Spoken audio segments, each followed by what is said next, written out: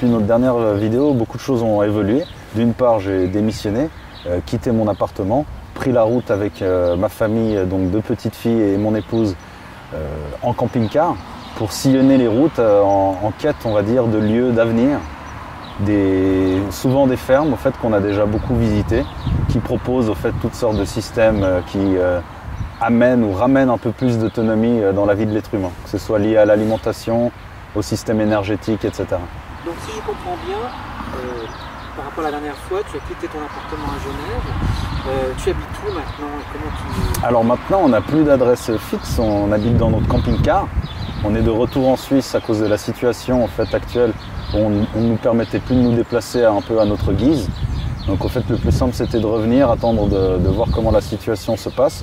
Entre-temps, on n'a pas chômé, on a fait au fait ce qu'on voulait faire en Europe, on l'a fait en Suisse. C'est-à-dire visiter et rencontrer surtout des personnes qui s'inscrivent complètement dans ce que moi j'appelle le nouveau paradigme, la mise en place d'un nouveau monde. Et ça passe concrètement par toutes sortes de choses, que ce soit la production alimentaire, le retour à la terre, le retour à soi. Alors dis-nous, quelles rencontres tu as fait? Alors, toutes sortes diverses et variées, certaines un peu moins enrichissantes, même si tout est de toute façon très enrichissant. Parfois, ça nous aide aussi à nous confirmer ce qu'on ne veut pas. Il y a eu pas mal de rencontres de ce genre qui nous ont confirmé au fait que ce n'était pas avec ce genre de personnes qu'on voulait collaborer ou simplement pas dans ce genre de cadre qu'on voulait évoluer, que ce soit des cadres réglementaires ou autres. Donc ça, c'est déjà une bonne chose. Mais il y a aussi, surtout, c'est ça qu'on retient le plus, c'est toutes les personnes qui nous ont inspirés. Différentes initiatives de la société civile semblent avoir beaucoup plus d'impact que toutes les mesures et tous les discours, on va dire, élaborés par nos politiques, nos dirigeants. Parce qu'on le sait bien, tout ça, c'est de l'hypocrisie. Ça prend un temps fou pour mettre une initiative toute simple qui permettrait, on va dire, d'avoir plus d'être plus raisonnable et plus sain dans certains de nos modes de vie. Mais malheureusement, ce n'est jamais fait. C'est la société civile qui se charge de tout.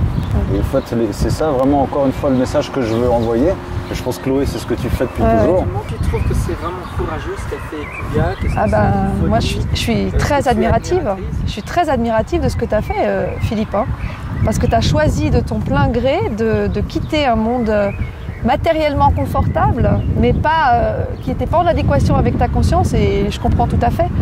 Et pour aller vers un monde inconnu, pour découvrir des choses, pour te voyager en camping-car avec ta famille, sans garantie aucune. Beaucoup de personnes en fait, avec lesquelles je discute de ça restent sur ce point fondamental qui est au fait la peur. Si on résume, tout revient à la peur. Et je t'avoue que moi, par mon parcours, j'ai su un peu plus m'affranchir de la peur que d'autres personnes qui restent encore, je dirais, dans une forme d'engrenage qui le conscientisent complètement. Ils savent très bien que ce n'est pas bon pour eux, mais il manque encore cet élément, ce courage qui permettrait de franchir le pas et de faire confiance à la vie et donc par ce biais activer toutes les forces de la vie pour qu'elles puissent au fait nous aider à conspirer, vraiment toutes les particules selon moi conspirent à ma réussite quand je m'inscris complètement dans cette confiance en la vie et ce courage au fait. Je suis convaincu qu'on a tous un potentiel extraordinaire et que malheureusement c'est simplement notre méconnaissance qui nous empêche de l'exploiter. Mais à partir du moment où on prend conscience de notre potentiel et de notre force, on se met en marche et les choses deviennent beaucoup plus faciles parce qu'on est carrément capable de tout ça. Et donc il suffit simplement beaucoup plus d'y croire. Donc moi j'invite encore tous ceux qui se sentent, à qui ça parle, mon discours, puisqu'au fait je sais que tout ça parle à énormément de gens qui ont un travail qui est exclusivement alimentaire, qui ne leur parle pas du tout, qui ne les passionne pas. Et puis tout ça parce qu'au fait on est dans un carcan, un système, un conditionnement, mais qui pourrait être aboli et remis en question à partir du moment où on retrouve cette foi, cette confiance en la vie et on retrouve notre force. L'exemple de ce que j'ai vécu avec ces menaces, cet entretien de service, ces attaques de mes supérieurs, de ma direction, de l'État contre moi. Tu t'attendais à être attaqué comme ça? Ah non, pas du tout, puisque ça fait plusieurs années que je milite et puis j'ai jamais eu de soucis à ce niveau-là. Et puis au tout début, c'est comme tu dis Philippe, la peur, j'ai commencé à avoir peur. Je me suis dit mais là je maîtrise plus rien, je suis plus dans le contrôle. Qu'est-ce qui se passe si j'ai plus de salaire à la fin du mois? Et puis, au bout d'une semaine, avec les soutiens que j'ai reçus, comme tu dis, j'ai fait confiance et les choses, elles me sont arrivées directement. Et c'est ce qui se passe depuis 5 mois, même 6 mois maintenant. J'ai une confiance, une sorte de foi en quelque chose de bien qui va m'arriver. Les personnes que je rencontre, elles sont pratiquement toutes bienveillantes. Et maintenant, j'ai absolument plus peur. Je me dis que les choses doivent se passer, que tout ça me fera évoluer vers autre chose peut-être, ou aidera les personnes qui sont dans mon cas à s'émanciper, à oser parler, à se libérer de toutes ces peurs, de toutes ces intimidations qu'on reçoit en étant par exemple fonctionnaire, avec un devoir de réserve qui est tellement flou qu'en fait les gens n'osent plus parler. Donc on verra ce que ça donnera. Mais moi je suis sûre que toutes ces expériences me seront profitables, me seront bénéfiques, nous serons bénéfiques, dans ton cas comme dans le mien. Et par rapport à Kubiak, tu as quand même un métier qui te plaît, qui te passionne. Alors moi, mon métier me plaît. Effectivement, j'ai toujours su que je ne pouvais pas faire de commerce. C'est pas dans mes gènes. Disons que travailler pour gagner, vendre des choses ou fabriquer de l'argent, c'est pas mon essence. Ça, je l'ai toujours su. Donc l'enseignement me correspond complètement parce que j'ai pas l'impression de vendre mes services, même si je suis payée indirectement, mais c'est comme si je recevais un revenu de base. J'ai l'impression d'être financée pour une activité, mais pas en fonction de mes prestations. Donc ça me libère de ce rapport marchand aux prestations, aux services, c'est ça. Je me sens pas dans une logique de productivité, ça me correspond tout à fait. Pour l'instant, en tout cas. Tout à fait, mais ce sont deux métiers totalement différents. Hein. Il y a un des métiers qui consiste à être employé de banque, peu importe la fonction. C'est un métier qui est complètement parasite aujourd'hui, alors qu'être enseignant, ça a une vraie fonction que je dirais vitale au sein de notre société. Le problème, à mon avis, corrige-moi si je me trompe, c'est le carcan, c'est-à-dire l'institution, l'environnement qui au fait est tellement déjà déviant et aliénant, oui, que forcément si tu as un peu encore ce souffle de liberté en toi, en tant qu'enseignant, ça devient très difficile. Oui.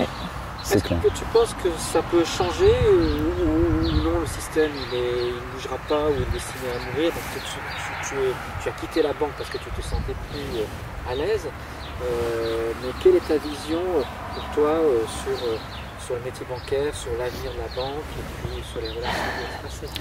Alors, le système bancaire qui est au centre de notre système, au centre de notre société, en termes d'emprise, lui n'est pas sur le point de changer, au contraire, il ne fait qu'accentuer et avancer encore plus profondément vers toutes les dérives. Donc il n'est pas prêt de changer, on le voit bien avec la dernière crise, on va dire financière, l'impact financier qu'il y a eu, on va dire, sur les bourses suite à la crise du corona. Tout est rentré dans l'ordre, on va dire, très très rapidement. Les bourses sont à nouveau au plus haut, comme si de rien, complètement décorrélées de la réalité, de ce qu'on appelle l'économie réelle, que ce soit en relation avec le chômage, les différentes faillites que certaines sociétés ont subies donc, suite à cette crise. Et on voit bien que la bourse, qui est aujourd'hui, qui a pris en hold-up, qui a pris en otage, toute la société, ainsi que les banques, évidemment, ne peut plus faire autrement que ça fuite en avant vers la dérive totale. Et donc, selon moi, c'est même une volonté. Donc, clairement, ça ne va pas changer. Ça va finir comment ? Alors ça, c'est une très bonne question. Je pense que tout le monde sait comment ça va finir. Parce qu'en fait, il suffit de faire preuve de bon sens pour savoir que quand on abuse tellement et qu'on devient autant, on vit tellement sur des dérives, ça finit toujours mal. La question aujourd'hui que les gens se posent, c'est quand cet effondrement éventuellement ou cette grosse crise financière cataclysmique, comme on pourrait le dire, va arriver. C'est surtout ça la question, c'est quand. Alors, on sent que les choses s'accélèrent avec cette histoire de virus. On sent qu'à la moindre crise, tout est très fragile. On le sent bien, même des personnes qui n'ont aucune connaissance dans la finance ou autre le sentent bien, que tout est de plus en plus fragile de par cette interconnexion, de par cette mondialisation extrême, etc. etc. Alors, question, Chloé nous disait tout à l'heure qu'elle n'aurait pas pu faire ton métier, elle n'aurait pas pu faire le métier de la vente. Est-ce que toi, tu aurais pu faire le métier d'enseignant ? On a tous ce rôle à jouer. Le problème, c'est que, comme je l'ai appris récemment à travers différents enseignements, justement, on a tendance à ne pas jouer tous les rôles, puisque nous sommes des êtres multifacettes. Oui. Et au fait, quand on rencontre quelqu'un qui a cette facette d'enseignant, qui est de manière, qui on va dire, l'utilise ou la vit de manière exacerbée, c'est que malheureusement aussi, il n'épanouit pas ses autres facettes. Oui. Mais effectivement, je peux être un enseignant, comme je peux aussi être un élève. c'est toute une question de timing. Quand Chloé a quelque chose d'intéressant à m'apprendre, je me mets dans la peau de l'élève. Et réciproquement, je tiens à le dire, moi aussi. Donc c'est pas exclu qu'un jour tu aies un rôle d'enseignant. Tu pourrais peut-être alors enseigner quoi enseigner, mais il le fait déjà avec ses filles. Selon moi, le meilleur enseignant reste la vie. Et à travers la vie, également les enfants sont nos meilleurs enseignants. Ouais. Et je t'avoue que depuis que j'ai 2 enfants en bas âge, la plus grande a bientôt 5 ans, je t'avoue que j'apprends de manière accélérée. Surtout que certainement parce que j'ai bien compris qu'il fallait être attentif. Et que les enfants en fait étaient comme des miroirs concernant nos comportements et surtout nos déviances. Et qu'en fait ils agissent en fonction de ce dont on a besoin. Un enfant qui titille beaucoup sur un truc en particulier, c'est certainement pour faire bouger son parent qui est certainement encore cloisonné dans certains schémas qui le bloquent. Et toi Chloé alors, comment est-ce que tu enseignes ce qu'on te dit de faire ou alors tu enseignes? Alors on a encore une petite liberté de la façon dont on enseigne, donc on a un programme qui est d'ailleurs trop chargé, petit message. Mais disons qu'on est libre du canal par lequel on le fait passer, ou on donne envie à nos élèves de s'y intéresser. Moi, je pars toujours de ce que connaissent mes élèves, de ce qui intéresse mes élèves, et à partir de là, je construis l'enseignement tout autour. On parle par exemple de l'historique de Pythagore, ou de Thalès, ou de Fibonacci, et puis on raconte une histoire. Et puis on explique à quel moment ils ont vécu, comment ils vivaient. Et puis du coup, ça rend le cours beaucoup plus vivant. Et moi, j'aime bien aussi expliquer l'étymologie des mots. Par exemple, en maths, on devient assez vite expert en latin et en grec, parce que les mots, ils viennent presque exclusivement du latin et du grec, aussi de l'arabe un petit peu. Donc on fait plusieurs langues en même temps, parce que les maths sont un langage, mais il utilise d'autres langages, et moi je trouve ça super intéressant. Donc tu suis le programme, mais tu essayes de donner goût à la matière en rendant les enfants curieux. Oui, et avec des expériences, je leur amène des objets, on mesure des volumes, enfin voilà, il y a plein de choses à faire avec des vraies expériences. La direction, les trucs, ils sont... Alors parfois ça pose quelques soucis. Non, ils nous laissent autonomes dans notre façon d'enseigner. Alors on a parfois des cours à deux enseignants pour des classes qui sont en difficulté. Donc comme ça, on peut aussi apprendre de l'autre enseignant comment il a l'habitude d'enseigner, et puis on s'apporte mutuellement nos compétences, nos talents.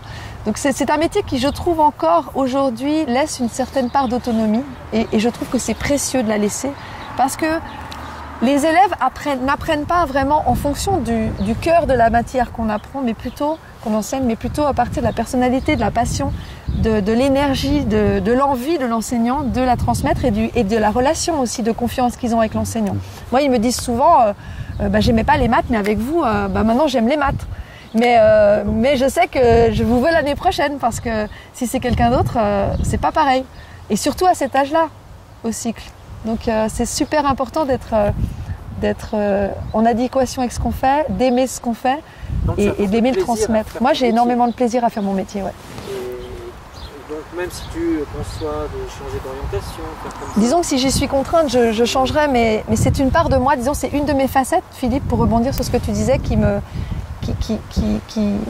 plaît, disons, dans lequel je m'épanouis complètement. Mais effectivement, toutes les autres facettes, ou en tout cas une partie des autres facettes que j'ai, de mes passions, de mes envies, je les réalise au travers de la militance, par exemple, du militantisme, au travers des rencontres que je fais, au travers des actions que j'entreprends. Il y a mon côté créatif qui s'exprime dans d'autres façons, disons. Justement, est-ce que c'est compatible avec... Alors pour moi, tout à fait, parce qu'un enseignant qui ne se renouvelle pas, qui n'a pas une expérience sur le terrain... Par exemple, moi j'ai eu d'autres métiers, j'ai été gérante du pain quotidien, j'ai eu un café-restaurant, j'étais chef du personnel dans une entreprise, j'ai été au Club Med, j'étais géo mini-club, donc avec des enfants. J'ai voyagé, j'ai vécu en Angleterre, à Paris. Bref, toutes mes expériences font que j'ai un bagage à transmettre. Et puis je peux replacer dans différents contextes de la vie de tous les jours les enseignements théoriques de mathématiques, par exemple. Donc ça donne beaucoup plus de profondeur et de texture au cours que je peux donner à mon avis. Et c'est plus intéressant justement pour les élèves. Toi, Hubert, justement, tu as une très bonne expérience en banque. Là, c'est une vie nouvelle qui se présente à toi. Est-ce que tu as eu, comme Chloé, eu plusieurs expériences ou alors c'est vraiment quelque chose de nouveau pour toi? Non, écoute, je t'avoue que d'une part, toute cette transition, on l'a mûrie depuis de nombreuses années. Et donc, de ce fait, on se forme depuis aussi de nombreuses années à tout ce qui nous intéresse depuis cette reconversion, je dirais, humaine d'abord. Que ce soit lié, en fait, ça touche souvent l'autonomie, comme on en parle souvent, que ce soit l'autonomie alimentaire. Donc forcément, ça m'a poussé à m'intéresser à tout ce qui était jardinage naturel, ou on va dire culture naturelle. Et ça nous a amené à plein de choses, que ce soit la spécialité des cultures en verticale, si je peux juste finir cette histoire, ou encore les différents types de cultures, on va dire, plus avancées, qui deviennent au fait des techniques d'ingénieurs agronomes, mais qui sortent totalement du carcan de l'agriculture intensive moderne, qui elle, on le sait aujourd'hui, fait tellement de dégâts, alors qu'aujourd'hui on a la preuve qu'on peut produire de manière plus saine et beaucoup plus efficace sur de toutes petites surfaces en plus. Ouais. C'est ce que j'expérimente depuis des années au fait dans mon jardin urbain. Et puis tout ça nous a poussé à nous professionnaliser en apprenant ce qu'est la greffe, la multiplication des semences, etc. Justement, la question c'est comment on apprend? Parce qu'il n'y a pas de cours qui fait ça. Alors il y a des cours, il y a énormément de cours, effectivement.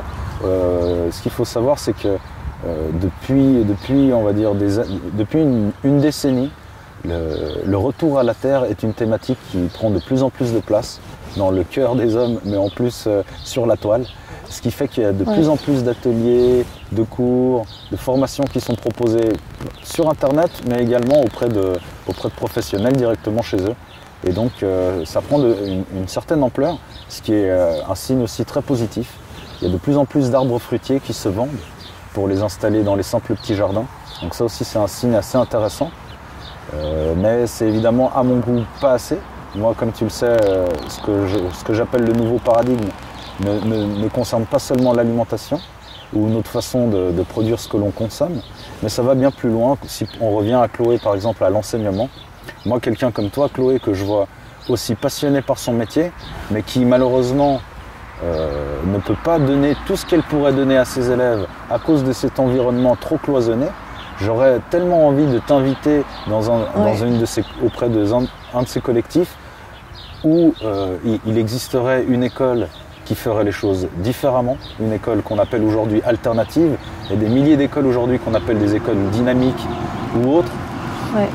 Montessori, Rudolf Steiner, enfin toutes sortes d'écoles aujourd'hui qui proposent une façon d'accueillir l'enfant qui est totalement différente de ce que nous propose, on va dire, l'école nationale ou on va dire l'instruction publique. Mm-hmm. Et ça me donnerait vraiment Alors moi, je suis partante, évidemment, de réunir des gens comme toi aussi dans toutes les disciplines. Si l'école publique cloisonnante me vire, je viens dans ton école même avant, libre. On va même pas attendre qu'elle te vire.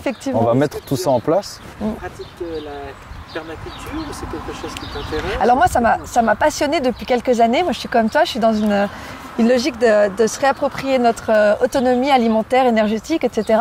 Et c'est par le biais de l'alimentation vivante et de Irène Grosjean que j'ai plongé là-dedans il y a 4 ans. J'ai vu une vidéo d'Irène Grosjean sur Internet et elle parlait de manger de l'alimentation qu'elle appelle vivante. Donc des fruits, des légumes crus, des choses qui sont vivantes. C'est-à-dire tu les plantes dans la terre, ça pousse. Et évidemment, avec de la vie, tu fais de la vie. Avec du cuit, tu fais du mort. Enfin, ça paraît très logique. Et à partir de là, mais complètement. Ça, comme je dis souvent, ça a changé ma vie. J'ai une énergie qui est différente. Je me sens à mon plein potentiel entre guillemets, parce que tout ce que j'absorbe, c'est des choses qui me donnent la vie, quoi. Et l'énergie et la bonne humeur. Enfin, tout est lié.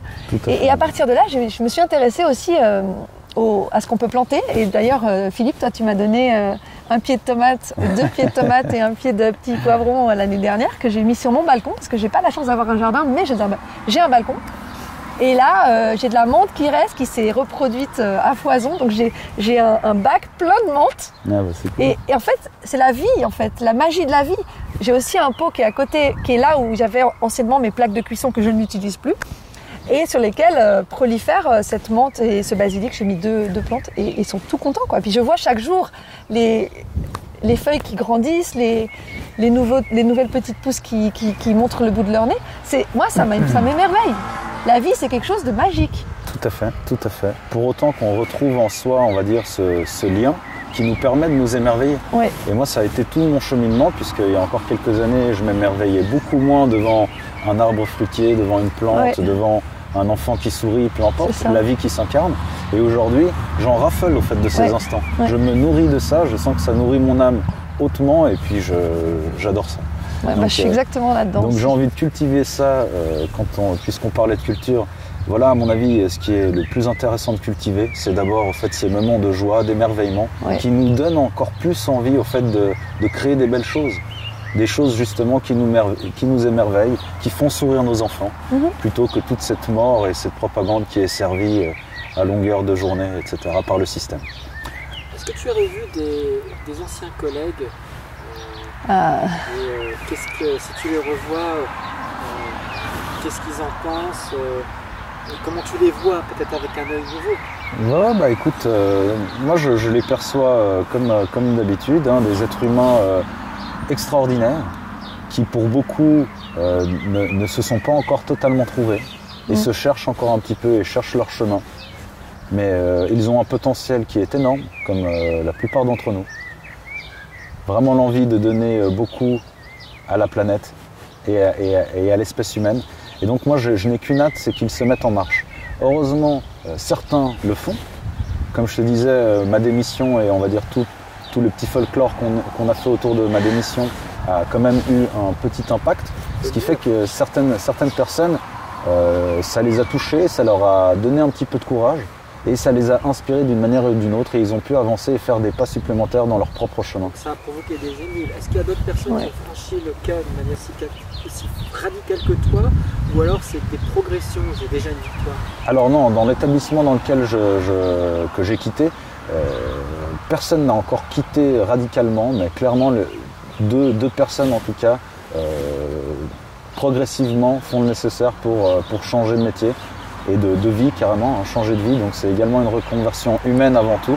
Et ça me fait vraiment plaisir puisqu'au fait ces personnes n'avaient pas forcément besoin de moi pour arriver à ce chemin, mais quelque part mon exemple a peut-être donné une légère impulsion pour accélérer à un moment une étape spécifique. Et puis tant mieux pour ça. Je pense qu'on s'aide justement tous les uns les autres. Moi je me suis nourri également de personnes qui ont eu des actions courageuses et pleines de panache à un moment dans leur vie. C'est de ça dont on se nourrit. Des exemples, des personnes qui sont exemplaires, qui justement surmontent leur peur et prennent leur courage à deux mains. C'est exactement de cela dont on a besoin. Alors certains disaient que tu as pu réaliser cela parce que tu travailles comme banquier, tu as pu mettre de côté. Est-ce que c'est vrai qu'il faut avoir de l'argent de côté ou alors pour trouver d'autres solutions où tu peux comprendre les gens qui font peut-être pas un travail qui leur plaît mais ils n'ont pas d'autre choix que de continuer parce que voilà, il faut payer les factures, c'est la famille. Tout à fait, je comprends. Quel message tu leur je comprends cette question et d'ailleurs je te remercie de la poser parce que j'ai eu pas mal de retours en fait, ou de commentaires parfois un peu négatifs à ce sujet, comme quoi le gars est banquier, maintenant c'est facile de quitter le système et de poser tout seul tranquille avec ta famille avec plein de cash. La vérité c'est que c'est pas ça. Pour commencer, au fait, les économies qu'on a pu, je dirais, engranger, d'une part, elles ne vont pas nous durer longtemps. C'est clair et net. Tant qu'on reste, on va dire, autant liés par le système, elles vont nous durer 1 année à 2 ans à tout casser. Je te rappelle que moi, ma plus grande a 5 ans, donc il y a quand même un bout de chemin à percevoir en plus que 2 ans devant nous. Donc ça, c'est la première des choses. Donc de toute façon, il va falloir s'organiser pour... D'une part, si le système est toujours viable et qu'on est obligé de passer par l'argent, donc il va falloir quelque part valoriser soit la terre ou une fonction, un artisanat, une qualité pour pouvoir monétiser ça et donc payer le minimum, tout en gardant l'envie de s'affranchir de l'argent le plus possible. Évidemment, dans le cas où le système est complètement foireux, a totalement foiré et que l'argent devient inutilisable sous la forme actuelle, ça c'est une autre question, on verra bien. En tout cas, ce qui est sûr, c'est qu'on pourra se concentrer sur les vraies richesses qui sont d'abord nous-mêmes, notre état du cœur, et ensuite ce qu'on produit, c'est-à-dire notre alimentation, etc. Et dernier point, merci de ta patience. La richesse, c'est pas l'argent, c'est ça. C'est ça le plus important à comprendre. Ouais. Mais dernier point, justement, pour expliquer à certaines personnes à quel point aujourd'hui ma relation à l'argent, ma vision de l'argent a totalement évolué, c'est de rappeler que moi j'ai commencé au fait ma vie avec pas d'argent. C'est-à-dire que j'ai connu, en tant qu'enfant de clandestin, j'ai connu ce qui était au fait une vie très simple et très sobre, si je peux me permettre. Et donc, c'est plus tard, beaucoup plus tard, c'est arrivé à l'âge adulte que j'ai connu cette abondance, très abondante comparée à la plupart des gens que je connaissais. Et ça a fait partie de mon chemin, mais clairement, ça ne m'a jamais vraiment accroché plus que ça. Je me suis toujours rendu compte que ça n'amenait pas le bonheur. En fait, je l'ai vérifié à travers mon expérience. Toutes les personnes que j'ai côtoyées dans ces métiers, qui étaient blindés aux as, comme on dit, mais qui sont totalement malheureux, qui ont souvent des vies de famille désastreuses, et ne savent pas du tout s'émerveiller des petites choses de la vie que constamment la vie nous offre. En fait. On peut plaindre les gens riches quelque part. Ouais, moi je les plains personnellement. Tout à fait, parce qu'ils sont pauvres. Et d'ailleurs, c'est l'une de mes punchlines, si je pourrais dire, dans un de mes textes, comme quoi la richesse clairement ne fait pas le bonheur. Au contraire, j'ai jamais été aussi pauvre que quand j'avais que de l'argent. La richesse monétaire, disons. Est-ce que le temps c'est l'argent? Est-ce que faire ce qu'on a envie c'est... Le temps c'est de la liberté surtout. Bah, tu sais, le nombre de pères que j'ai entendu regretter, au fait, regretter de ne pas avoir passé assez de temps durant les jeunes années de leurs enfants. Aujourd'hui, quand je pense à ça, je me sens hyper riche, puisqu'au fait, tous les jours, je suis avec mes gosses. Si demain, on est sur un terrain et qu'on commence à construire une maison, que ce soit en terre-paille, une carter ou peu importe, et qu'on commence à mettre en place un jardin en collectivité, etc., je serai avec mes enfants. Et donc, là, c'est toute la différence. C'est-à-dire que le partage, selon moi, en familial est totalement différent. Et on peut beaucoup plus, je dirais, solidifier et créer des liens forts quand on partage vraiment un mode de vie en famille. Quand il s'agit d'être dans un appartement et que chaque membre de la famille est dispersé dans sa fonction, dans sa tâche quotidienne, tout ça pour se spécialiser dans une fonction qui ne l'intéresse qu'à peine, ça manque de sens selon moi. Et forcément, beaucoup de gens s'en aperçoivent et veulent revenir à quelque chose de plus cohérent. Donc aujourd'hui, tu trouves que ta vie, elle a pris un sens? Ah bah carrément. Je t'avoue qu'elle avait déjà pris un sens à partir du moment où mon éveil a commencé. Puisque là, tout a commencé à avoir un sens. Même au fait, mes années passées dans ce domaine bancaire, qu'aujourd'hui m'exaspère carrément, quoi, que je ne cautionne plus du tout. Mais malgré tout, cette expérience a été positive. Elle a fait partie de mon chemin. Et puis, il n'y a rien la vie est parfaite. C'est ce qui m'a permis aussi d'être ici aujourd'hui. Mais clairement, je suis de plus en plus émerveillé puisque je pratique de plus en plus ça. C'est une bonne chose d'être conscient de ce qu'est l'émerveillement, etc. Mais de savoir qu'on peut pratiquer une présence hyper paisible quand on le veut, quand on le souhaite, tout en revenant à nous et aux choses simples, ça c'est une sacrée connaissance qui est complètement perdue de nos jours dans le monde actuel. Alors tu as choisi ton moment pour partir, parce qu'il y a une crise économique, un coronavirus qui a démarré, ça personne ne pouvait le prévoir, quoique. Et est-ce que ça justement peut empêcher certains projets ou alors tu as pris les choses comme elles venaient et puis malgré tout ça a quand même été... Alors ça, je t'avoue que ça a quand même tout chamboulé puisqu'au fait on devait être très rapidement au sud du Portugal à rencontrer plein de gens avec qui on s'était mis en contact au sujet de toutes ces thématiques. Et puis forcément, avec toute cette histoire, on est arrivé au sud de la France et puis les frontières avec l'Espagne étaient fermées. Donc là, plus moyen d'aller au Portugal. Donc effectivement, ça a tout chamboulé, mais la vie a choisi pour nous. Donc quelque part, c'est plus simple de suivre le courant de la vie plutôt que d'essayer de tout contrôler, tout à fait, que d'aller contre, encore pire, effectivement.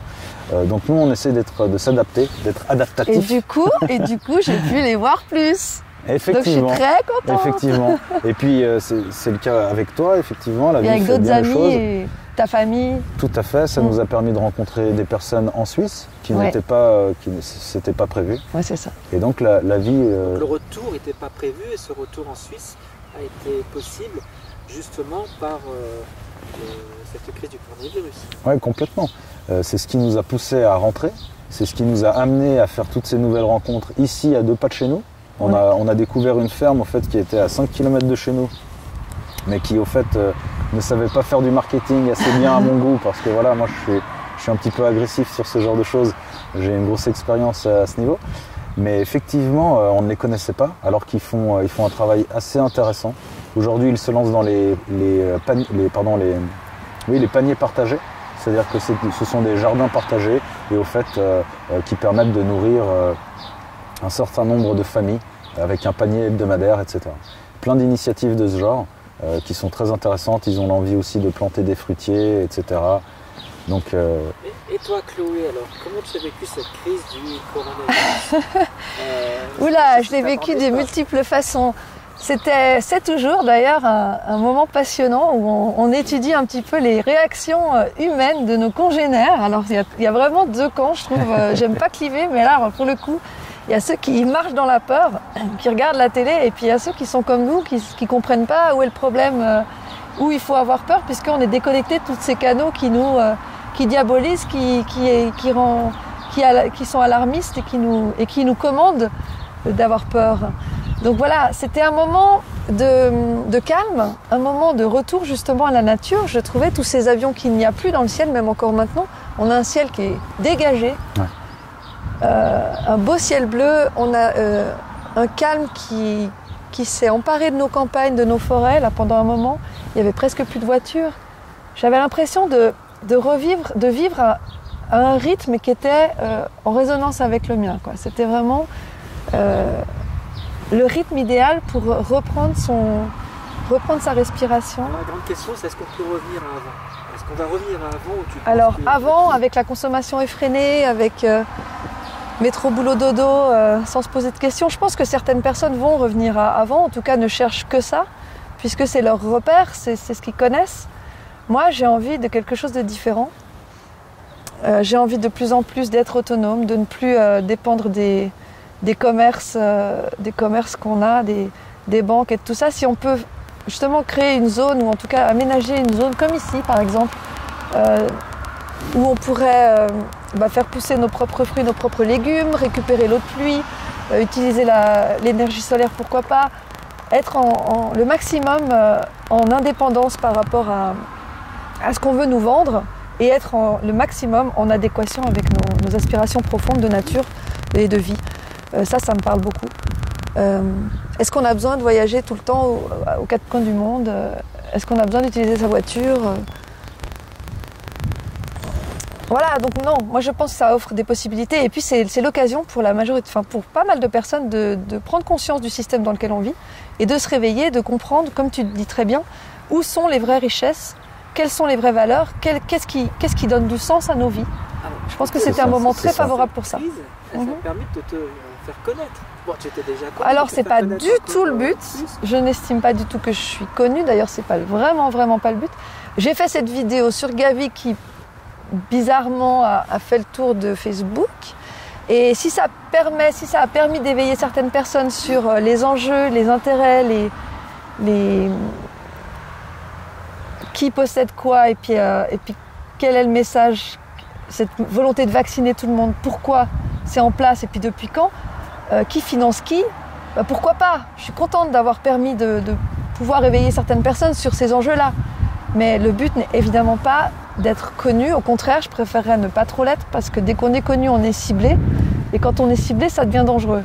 J'ai 2 amis qui sont déjà morts des suites, à mon avis, de leurs alertes. Et j'ai vraiment pas envie de finir comme eux. Et justement, qu'est-ce que tu réponds aux accusations qui ont été faites ? Parce que ça a alors, il y a eu un grand intérêt, mais ça a provoqué Quelles accusations ? En fait, il n'y a eu aucune accusation. Ça a provoqué des peurs, je dirais, par rapport aux médias officiels, par rapport à la parole officielle, qui ont cherché à reprendre la main et à contredire. Alors, il y a eu effectivement cet article dans Le Temps, il y a une semaine et demie, qui a cherché à discréditer les faits, en fait. C'est les faits officiels qu'on énonçait avec Emma, et il y a aussi Tal Chaler qui est visé dans cet article.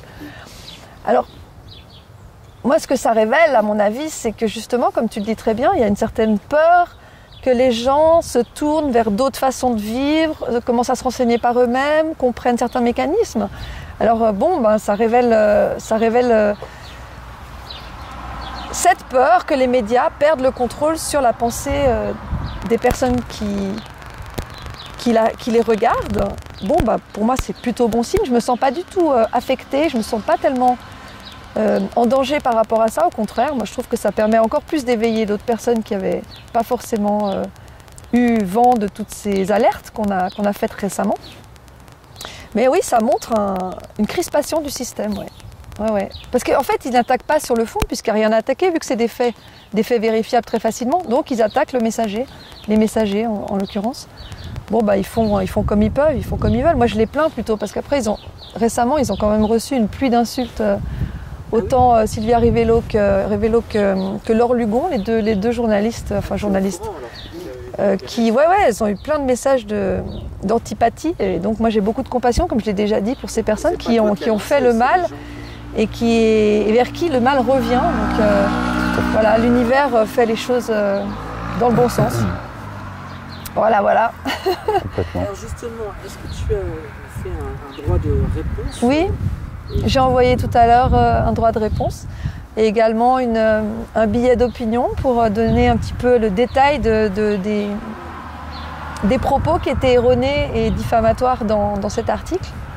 Je compte aussi saisir le conseil de surveillance de la presse parce qu'effectivement le code du journaliste, des devoirs et des droits des journalistes n'a pas été respecté, autant la charte de Munich que celle qui est en vigueur en Suisse. Donc il faudrait juste peut-être leur rappeler aux journalistes qu'ils n'ont pas à diffamer les personnes, qu'ils n'ont pas à déformer la vérité, qu'ils n'ont pas à s'introduire dans la vie privée des gens. Parce que c'est pas tellement le message qu'ils ont cherché à attaquer la personne. Mais c'est ça, en fait, il n'y a aucune information qui était transmise dans cet article, c'était simplement de la diffamation pure et dure, sans droit de réponse, sans débat honnête, parce que et puis sans sourcer non plus toutes les accusations qui étaient faites. Enfin, les accusations, les sous-entendus souvent, c'était plutôt des sophismes et des sous-entendus plutôt que des faits, puisqu'ils n'avaient rien à nous reprocher. De toute façon, tu es toujours en poste. Oui. Tu es toujours apprécié au niveau de. Moi, ça se passe très très bien, autant avec mes collègues qu'avec mes élèves. Puis on parle de procédure, mais rien ne s'est passé. Pour l'instant, non. Je devrais avoir une réponse d'ici peut-être 1 ou 2 semaines.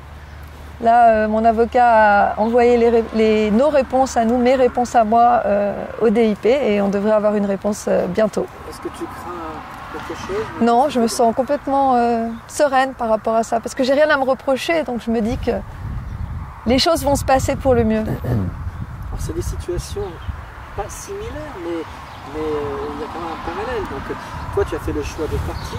Là, peut-être que Chloé serait contrainte. Mais au final, peut-être une nouvelle vie s'offre à vous deux. C'est ça. Pour moi, c'est la promesse de quelque chose de bien.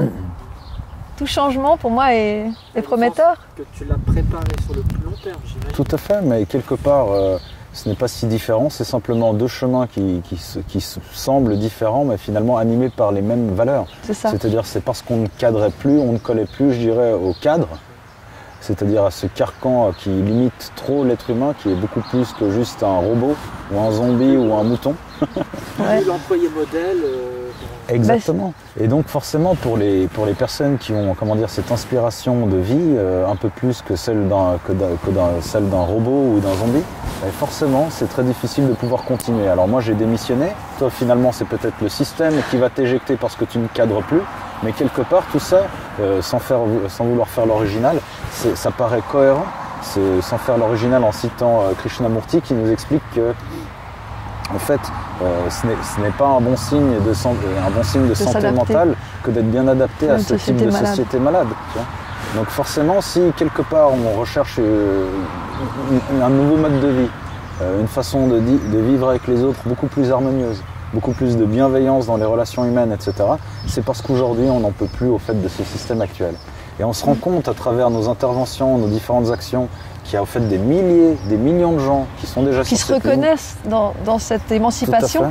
Et on est beaucoup plus nombreux qu'on ne pourrait le penser. Et c'est vrai que la plupart nous disent, en tout cas moi, j'ai eu beaucoup de messages en me disant qu'ils se sentaient seuls, qu'ils croyaient qu'ils étaient seuls à être comme ça. Et en fait, on est extrêmement nombreux. Complètement.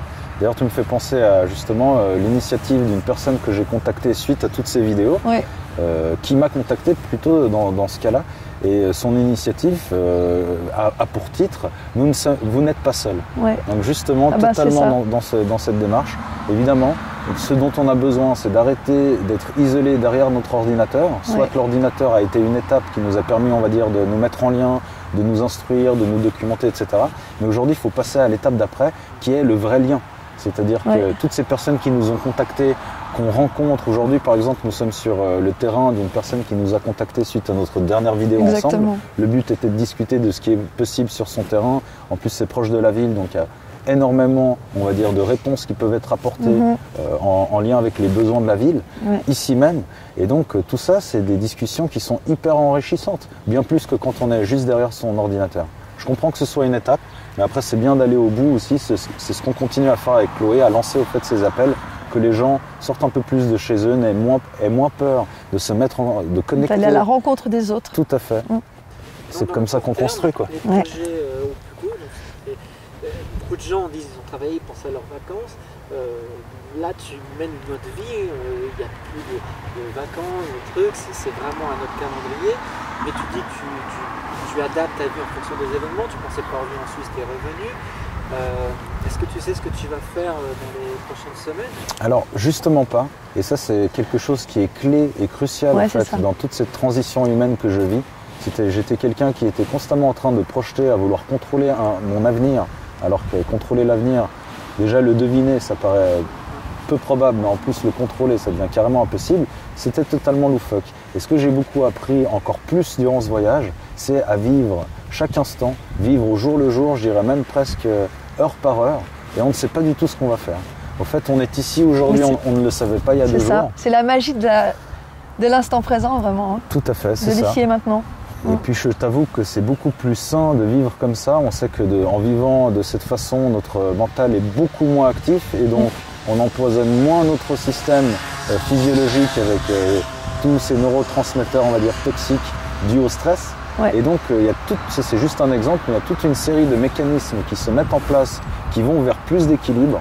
Ça nous pousse aussi à nous nourrir de manière plus saine, à être plus attentif à nos propres comportements, à notre ego, etc. On peut dire que là, tu te sens plus reposé, tu te sens en meilleure santé. Bah oui, c'est ça. Carrément. En fait, je t'avoue que je n'ai jamais eu autant d'énergie qu'aujourd'hui.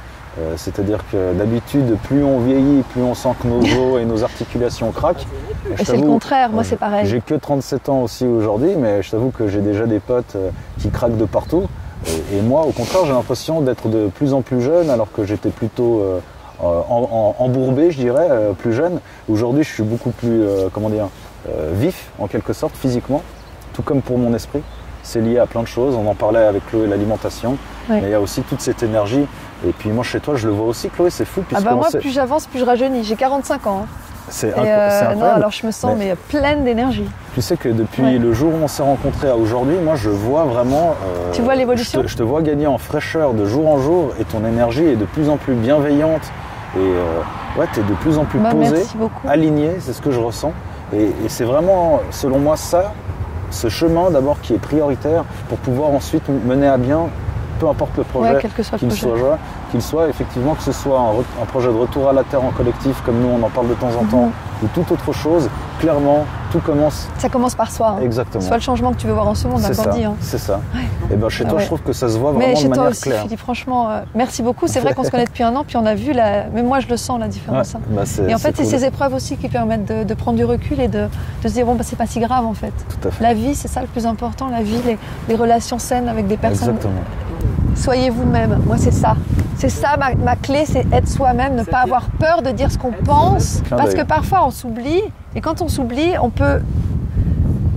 Je veux dire, notre corps, il nous parle. Si on ne l'écoute pas, il va parler plus fort. Ça, et puis après, on tombe malade, et ça devient vraiment grave. Tout à fait, mais avant la maladie, le corps ainsi que l'esprit envoient plusieurs signes. Comme tu dis, et le corps parle, et c'est à nous d'être beaucoup plus attentifs. Moi, clairement, le message que tu envoies comme conclusion me paraît totalement cohérent, ça me parle à fond, d'être soi-même, d'être beaucoup plus authentique. Moi, c'est en étant plus authentique que je me suis rendu compte que certaines personnes, certaines activités ne pouvaient plus continuer dans ma vie. Et en étant de plus en plus authentique, quelque part, certaines personnes, par exemple, ou certaines activités s'effacent de notre vie, mais ce qu'on oublie de penser, moi je l'ai vécu, c'est que ces choses qui partent de notre vie, elles font de la place pour accueillir autre chose, quelque chose de nouveau. Et c'est vers ça qu'on se tournait. On veut se tourner vers ce nouveau paradigme qu'on essaie de bâtir ensemble. Oui, tout à fait. Alors, on attend la suite. On attend la suite. Merci Chloé pour cette interview. Merci à toi. Merci à toi Philippe. Merci à tous. Et merci à vous.